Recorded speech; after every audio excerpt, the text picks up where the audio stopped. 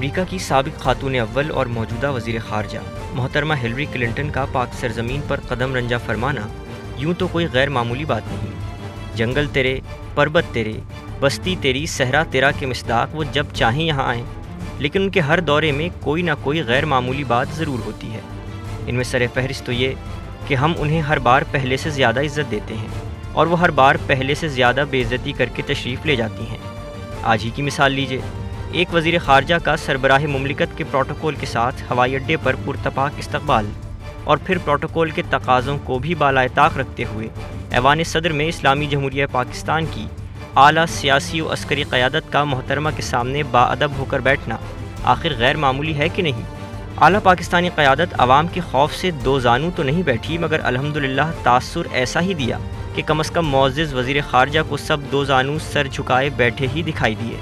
دوستوں کو بھلائی اور احسان کا بدلہ غیر معمولی ادب اور تعظیم سے ہی دیا جائے گا نا۔ اس عظیم الشان ملاقات کے بعد امریکی وزیر خارجہ نے تن تنہا اپنے فوجی سربراہ کے ساتھ پاکستانی صحافیوں کو دیدار سے فیضیاب کیا۔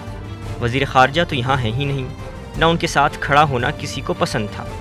پچھلی بار محترمہ صدر اسلامی جمہوریہ پاکستان کے ساتھ ضرور کھڑی ہوئی تھیں، لیکن شاید اب یہ عہدہ بھی امریکیوں کے لیے کسی توجہ کے قابل نہیں رہا۔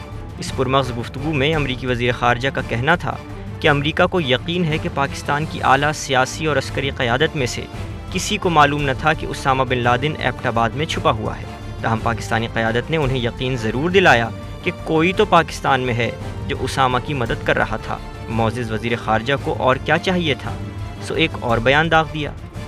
Osama bin Laden is dead, but Al-Qaeda and its syndicate of terror remain a serious threat to us both.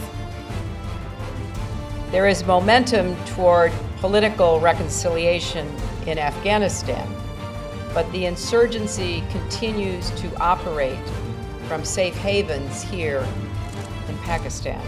Hillary Clinton نے شکوہ کیا کہ امریکہ ماضی قریب میں بحرانوں کے دوران پاکستان کو سب سے زیادہ امداد دینے والا ملک ہے اور وہ اس مد میں اربوں ڈالر دے چکا ہے، لیکن اس کے باوجود بھی پاکستان میں امریکہ کے بارے میں ہمیشہ منفی جذبات ہی پھیلے۔ We provide more support than Saudi Arabia, China, and everybody else combined. But I will stand here and admit that I'm not sure many Pakistanis know that. محترمہ ہلری کلنٹن اتنی سادہ و معصوم نہیں جتنی نظر آتی ہیں، بلکہ اس سے زیادہ ہیں، کیونکہ انہوں نے صرف ڈالروں کا ہی ذکر کیا۔ یہ تو بتایا ہی نہیں کہ امریکہ نے پاکستان اور پاکستانیوں کے لیے اپنے فوجی بھیجے، جاسوس بھیجے، سفارتکاروں کے بھیس میں ایجنٹ بھیجے، طیارے بھیجے، ڈرون بھیجے، اسامہ بن لادن کو پکڑنے کے لیے ہیلی کاپٹر بھیجے، 35,000 پاکستانی خاندانوں کو پرائی جنگ میں جان سے جانے والوں کی لاشوں کے تحفے بھیجے، اور پھر اس سب پر مستضاد خود بھی آ گئیں۔ نہ سمجھ پاکستانی قوم کو اور کیا چاہیے؟